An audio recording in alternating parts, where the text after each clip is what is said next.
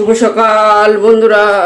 তো আজকে যেহেতু অমাবস্যা, দেখো আজ আর অন্য কিছু না, খিচুড়ি বসিয়ে দিয়েছি, পাঁপড় ভেজে নিয়েছি, আর এদিকে বেগুন ভাজাও করে নিয়েছি। এই হচ্ছে আজকের মেনু।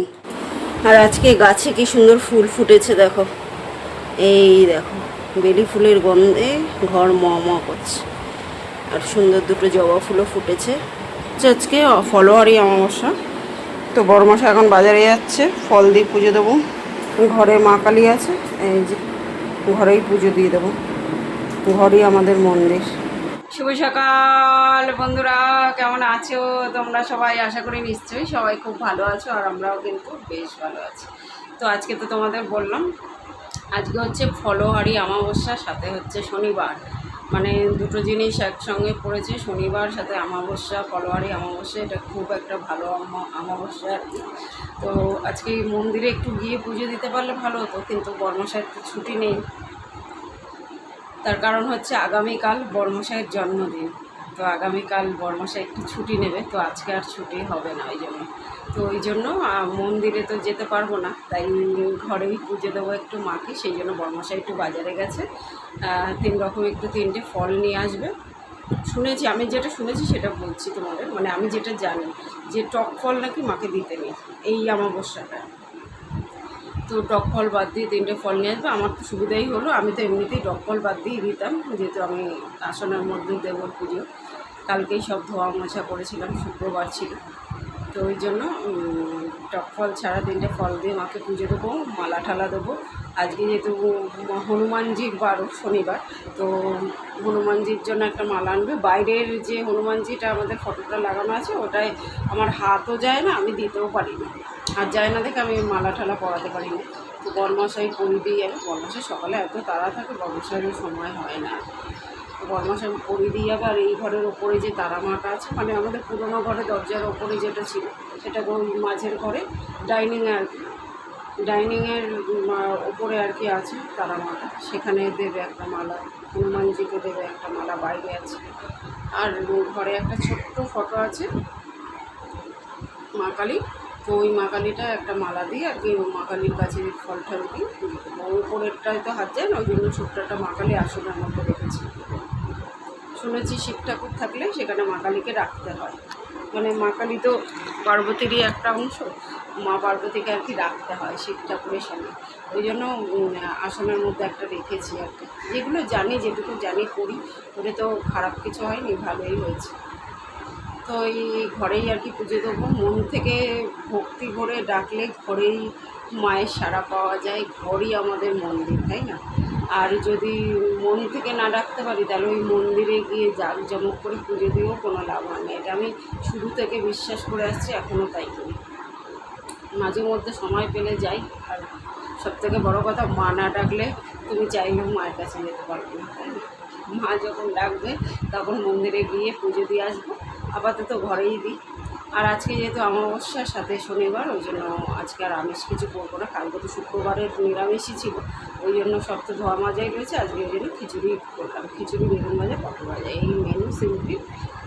এই হচ্ছে ব্যাপার। তো চলো বর্মশাই বাজার দিয়ে আসুক, খেয়ে দিয়ে বেরিয়ে যাক। তারপরে আমি সংসারের কাজকর্ম ছেড়ে, অনেক কটা কাঁচা পড়ে আছে, সংসারের কাজকর্ম ছেড়ে। কিন্তু আজ মেঘলা মেঘলা আকাশ, রোদ থাকলে ভাবলাম সব কেচে দেবো। দেখি আবার আমার মুডের ওপর নির্ভর করে, মুড হলেই সব কেচে দেবো, কেচেই দেবো ভাবছি। ঘুরিয়ে রাখতে না কীরকম লাগে জামা কাপড় কাচা হলে, সেই তো আমাকেই কাচতে হবে। ওয়াশিং মেশিন থাকলে রেখে দিলাম, সপ্তাহে একদিন চালালাম হয়ে গেল, কিন্তু আমাকেই তো কাচতে হবে। আজ হোক কাল হোক, তাই রেখে লাভ নেই।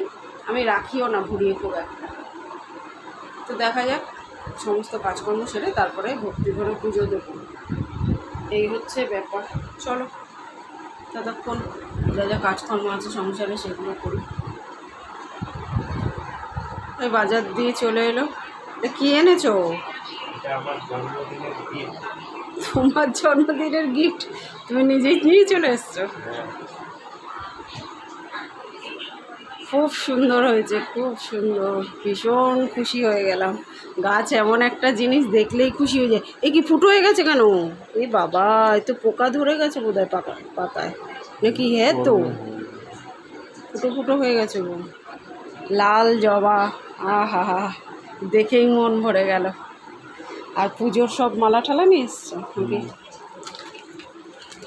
ঠাকুরের মালা ঠালা সব নিয়ে এসছে, পরে যখন পুজো করব দেখাবো তোমাদের।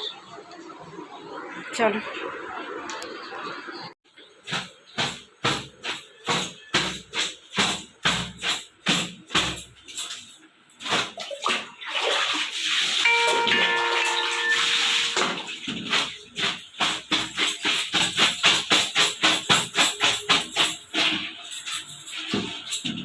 তো বন্ধুরা, বর্মশাই এখন কাজে বেরিয়ে গেছে, আর আমি এখন কাছাকাছি নিয়ে বসে গেছি। চাদরটাও ভিজিয়ে দিয়েছি বিছানা, আর ওদিকে প্রচুর জামা কাপড় বেরিয়েছে, সেগুলোকেও কেচে নেবো এখন।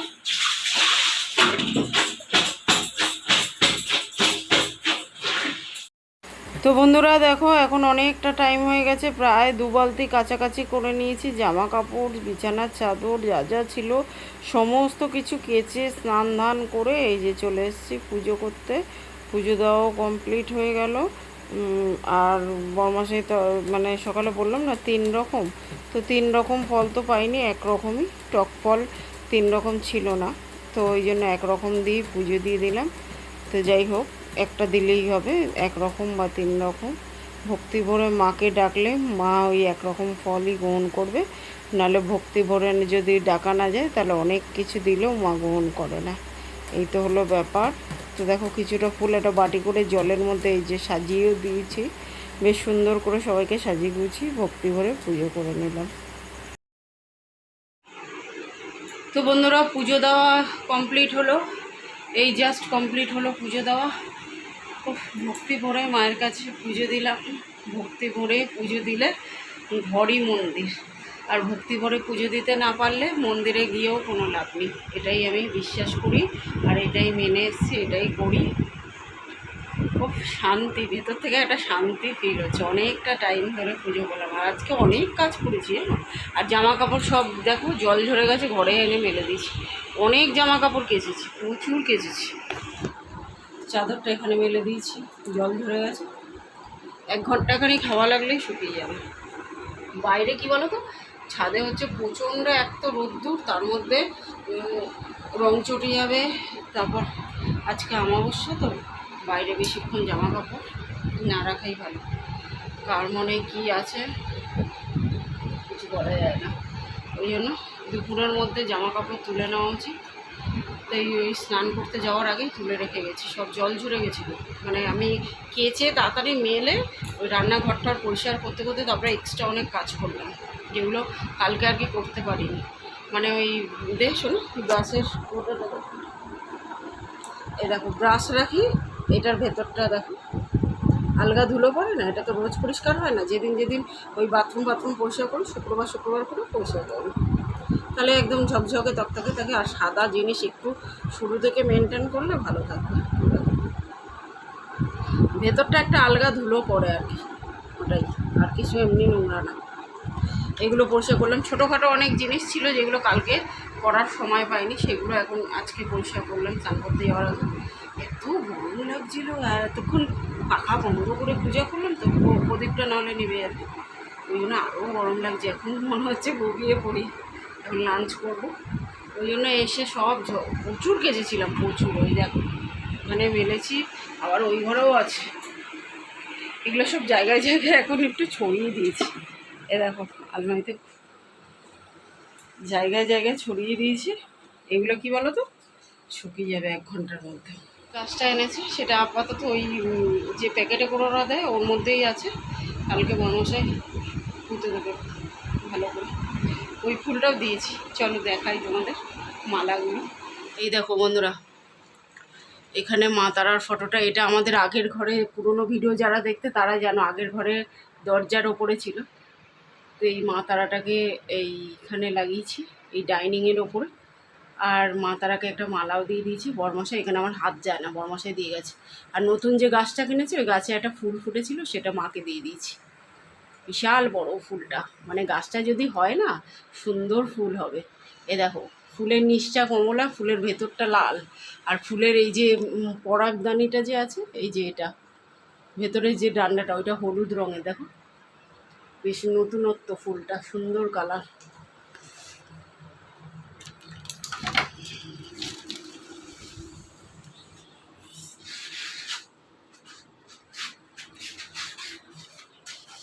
আর এখানে হনুমানজিকেও একটা মালা পরানো হয়েছে। জয় হনুমানজি।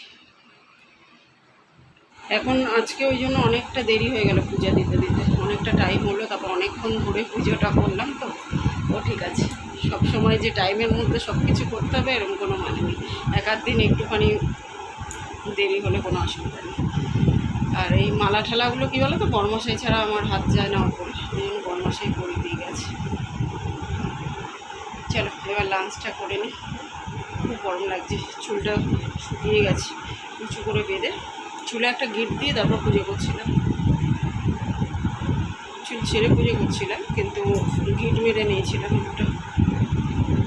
চলো এখানে একটা মানি প্ল্যান্ট হয়েছে, দাঁড়াও দেখাই। এই দেখো এখানে একটা মানি প্ল্যান্ট লাগিয়েছি, একদম ছোট্ট লাগিয়েছিলাম একটা ডাল। এই যে এটা হচ্ছে কচি একটা ডাল বেরিয়েছে, কচি পাতা একদম পুরো। এটা শিশির মধ্যে রেখেছি, শিশিটাকে বেঁধে রেখেছি, নাহলে ঝড়ে উড়ে চলে যাচ্ছিলো শিশি। কালকে রাত্রিরে প্রচুর ঝড় বৃষ্টি হচ্ছে। লাঞ্চ হয়ে গেছে বন্ধুরা, আর এখন দেখো যে সমস্ত জামা কাপড়গুলো শুকিয়েছিল সেগুলোকে ভাঁজ করতে বসে গেছি। কাপড় চাদর এগুলো সব শুকিয়ে গেছে, আর যেগুলো হালকা হালকা ভিজে আছে সেগুলো আর 1 ঘন্টা খানিক থাকলেই শুকিয়ে যাবে। ওগুলোকে সন্ধে দিয়ে তারপরে ভাঁজ করব।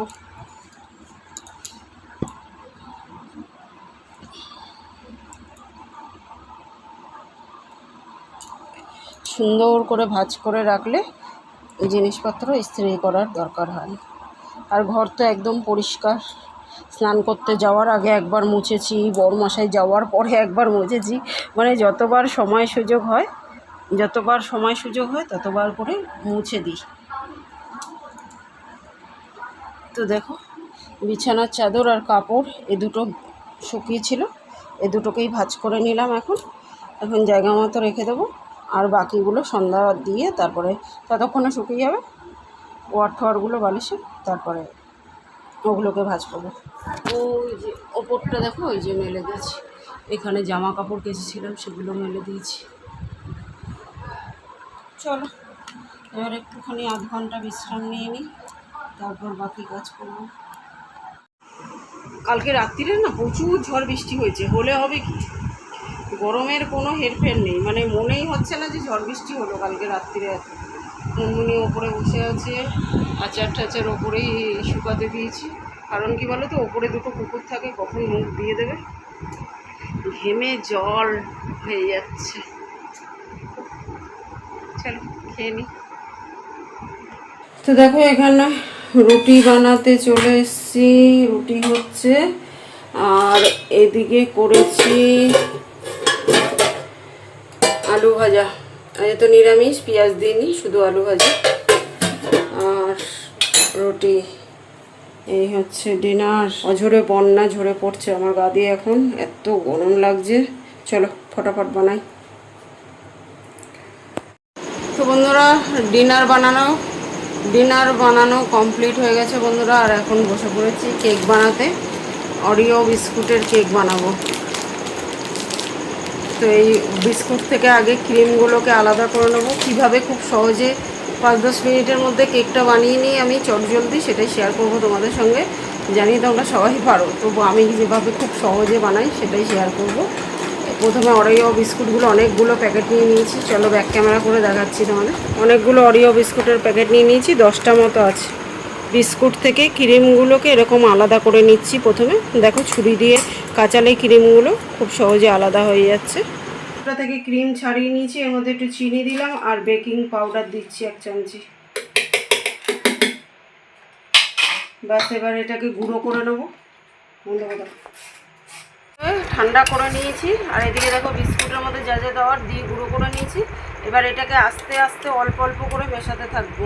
আমি পরিমাণ মতো দুধ নিয়ে নিয়েছি একবারে, ঠিক আছে, যেটুকু লাগবে সেটুকু নিয়ে নিয়েছি। এরকম হয়েছে দেখো, একদম পুরো ঠিকঠাক হয়েছে। ঠিকঠাক পরিমাণে দুধটা দিলে তবেই কিন্তু একদম ঠিকঠাক হবে কেকটা। তো চলো এবার কেকটাকে যেই পাত্রের মধ্যে করবো সেই পাত্রের মধ্যে একটু তেল লাগিয়ে তারপর ঢেলে নেবো। আমার কাছে কোনো বাটার পেপার নেই, বাটার পেপার থাকলে বাটার পেপার দিয়ে তার উপর ঢালতে হতো, কিন্তু আমার কাছে যেহেতু নেই আমি তেল লাগিয়ে ঢালবো। আর এই কিছুটা দুধ রেখে দিয়েছি দেখো ক্রিম বানানোর জন্য, বিস্কুটের ভেতর যে ক্রিমটা ছিল ওটা দিয়ে ক্রিমটা বানাবো। চলো ঢেলে নিয়ে দেখাচ্ছি। কড়াইটা প্রিহিট করতে বসিয়েছি চাপা দিয়ে, আর তার উপরেই ওই বিস্কুটের ভেতর যে ক্রিমটা ছিল আর ডেয়ারি মিল্ক দিয়ে দিয়েছি ওর মধ্যে। এই দুটোকে একটু গলিয়ে নিচ্ছি দেখো, এই গরমে গরমে একটু গলে যাচ্ছে এটা। আর এবার এই কেকটাকে বসিয়ে দেবো এটার মধ্যে, তারপর 10 মিনিট রাখলেই কেক পুরো ডান হয়ে যাবে। আর এদিকে দেখো বিস্কুটের কিছু বিস্কুট গোটা রেখেছিলাম, ওটাকে গুঁড়ো করে নিয়েছি হামানদিস্তায়, পুরো গুঁড়ো করিনি, আধ ভাঙা আর কি রেখেছি। এটা উপর দিয়ে ডেকোরেশন করবো এটা দিয়ে আর ক্রিমটা দিয়ে, আলাদা ক্রিম লাগলো না, বিস্কুটের ভেতরের ক্রিম দিয়েই আর কি হয়ে যাবে। দেখো গলে যাচ্ছে এই যে, এর মধ্যে ওই যে বিস্কুটের ক্রিমটা, ডেয়ারি মিল্ক আর 2 চামচি দুধ দিয়েছি, 2 চামচি তেল দিলাম সাদা তেল। এবার এটাকে ভালো করে ফেটলেই একদম চকলেট ক্রিম রেডি পুরো।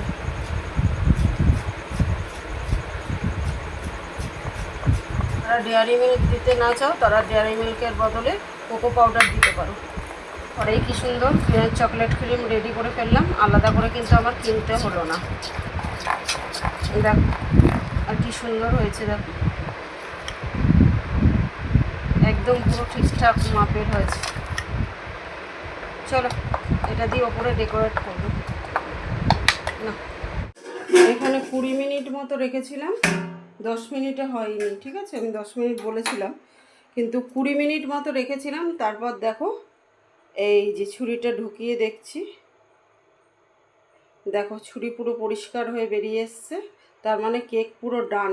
আর কতটা ফুলেছে দেখেছো, দারুণ একটা গন্ধ বেরাচ্ছে কেকটা থেকে, আর কি সুন্দর ফুলেছে দেখো। খুব সহজে ঘরে চটজলদি বানাতে হলে টেস্টি টেস্টি ইয়ামি ইয়ামি এরকমভাবে কিন্তু বানাতে হবে। এবার এটা ঠান্ডা হতে হবে, ঠান্ডা হওয়ার জন্য রাখবো, তারপরে এটাকে ডেকোরেট করবো, নাহলে গলে যাবে ক্রিমটা। তো বন্ধুরা দেখো কেকটা কি দারুণ হয়েছে, দেখো এই দেখো কতটা সফট হয়েছে, দেখছো বুঝতে পারছো, এই দেখো একদম সফট সফট হয়েছে। আর এটাকে এখন ডেকোরেট করছি, দেখো যে ক্যাডবেরিটা গলিয়ে চকলেট বানিয়েছিলাম ওটাকে দিয়ে